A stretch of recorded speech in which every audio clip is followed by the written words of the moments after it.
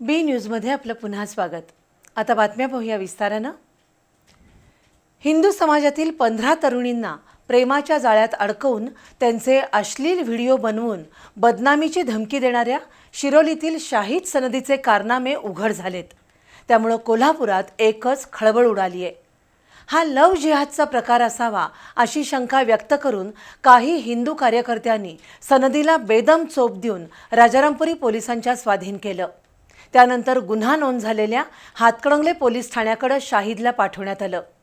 आज त्याला न्यायालयानं 4 दिवसांची कोठडी सुनावली। दरम्यान या प्रकरणात मदत करणाऱ्या शाहरुख देसाईला आज संध्याकाळी कराडमधून अटक करण्यात आली।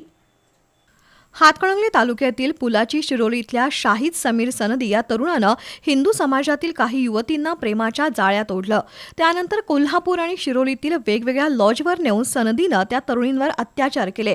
शिवाय त्यानं प्रत्येक मुलीसोबतचे अश्लील व्हिडिओ तयार केले। हे व्हिडिओ दाखवून शाहिद सनदी त्या तरुणींना ब्लॅकमेल करत होता। त्यामुळे बदनामीला घाबरून तरुणी तो सांगेल तसं वागत होत्या। मात्र एका पीडित तरुणीनं शाहिदच्या अत्याचाराला कंटाळून रविवारी रात्री सकल हिंदू समाजाच्या कार्यकर्त्यांकडे धाव घेतली। या कार्यकर्त्यांनी शाहिद समीर सनदीला पकडून त्याला बेदम चोप दिला।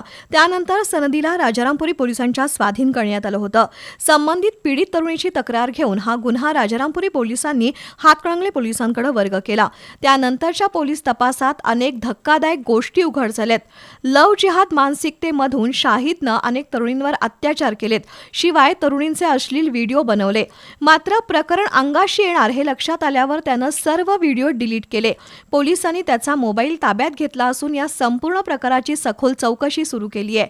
दरम्यान या प्रकरणातील शाहिद सनदीचा मित्र शाहरुख देसाई फरार झाला होता। मात्र कोल्हापूर पोलिसांनी आज सायंकाळी शाहरुख देसाईला कराडमधून अटक केली आहे।